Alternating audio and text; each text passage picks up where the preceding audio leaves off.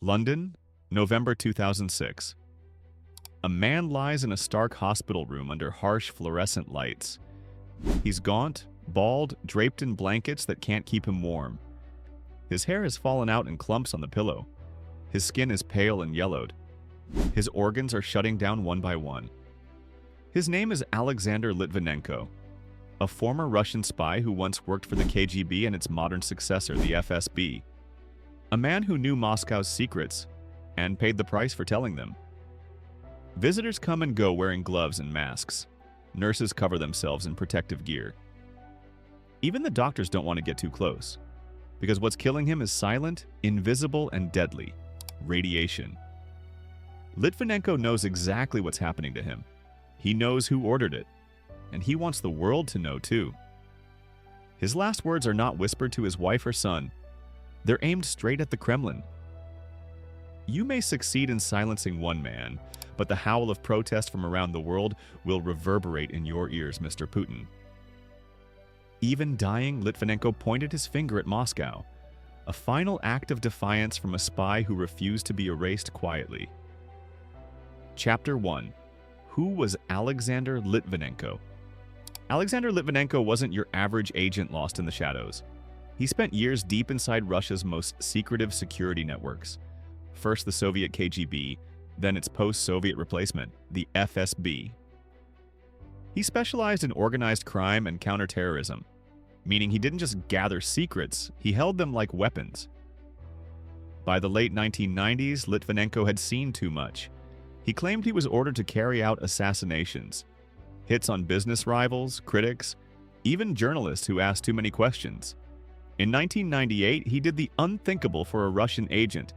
He stood at a press conference surrounded by journalists and publicly accused his superiors of corruption and murder plots.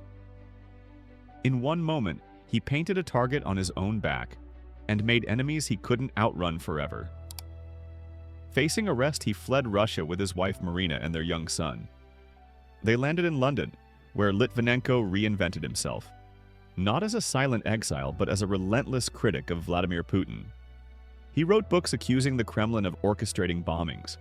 He leaked secrets about alleged ties between Russian intelligence and the mafia. He warned that the old Soviet tactics never really died. They just got new names. Litvinenko knew exactly how Moscow silenced traitors. He knew the risks.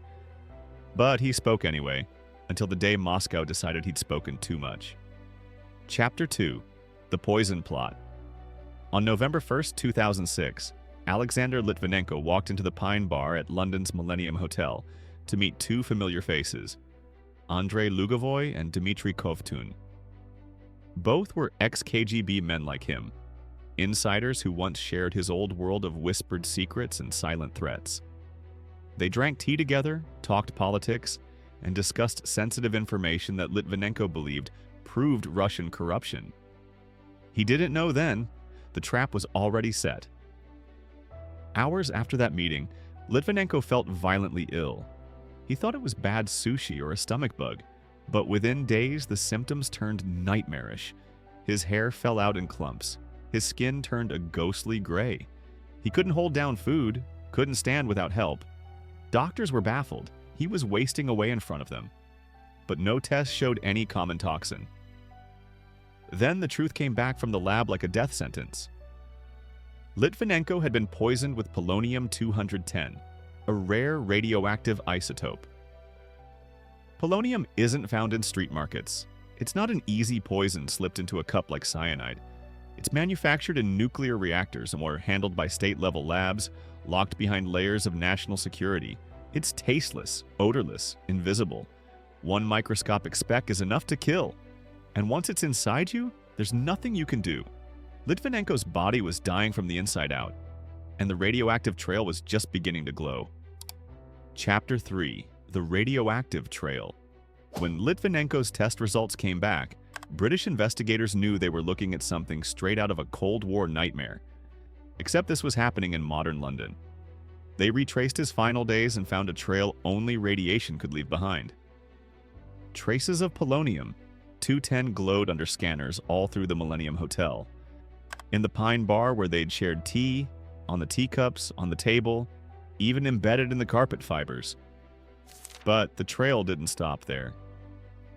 Forensic teams found radioactive traces in hotel bathrooms, taxi seats, even along the Heathrow airport route. They discovered that the same signature radiation turned up on the airplane seats Lugovoy and Kovtun used when they flew back to Moscow, as if the killers carried their poison like a fingerprint. In the end, the UK inquiry concluded that the polonium was slipped into Litvinenko's tea while they sat together smiling politely, toasting old secrets. The assassins, Lugovoy and Kovtun, returned to Russia heroes to some, fugitives to others. They were later elected to Russian parliament, well out of reach of any British arrest warrant. A radioactive hit carried out in plain sight with a poison only a state could make. And just like that, the Cold War's ghost had come roaring back to life. Chapter 4. Moscow's Denials. Russia has always denied any role. Lugovoy claimed he was framed. Kremlin spokesman called it Western propaganda. But in 2016, a UK inquiry officially concluded the killing was probably approved by President Putin. Litvinenko's widow, Marina, continues to fight for justice, reminding the world that her husband's death was not just a spy story, but a warning about how far a government will go to silence a critic. Chapter 5. Why it still matters. Litvinenko's murder didn't just kill one man. It drew a bright line from the old KGB days to modern Russia's brutal playbook. Polonium wasn't just poison, it was a message. A slow, humiliating death, played out on TV to warn other defectors. This is what happens if you betray us. And the pattern didn't stop there. Later poisonings, like the Skripal nerve agent attack, echoed Litvinenko's fate. In the end, Litvinenko's last words still echo. The man died, Masa, but his truth and his warning didn't. So who do you think ordered the poison? A rogue act by angry ex-spies? Or a state assassination signed at the top? Drop your theory in the comments. Every view keeps the truth alive. Subscribe for more real spy murders, Cold War secrets, and the hidden costs of speaking out. And share this because the story of Alexander Litvinenko is far from over.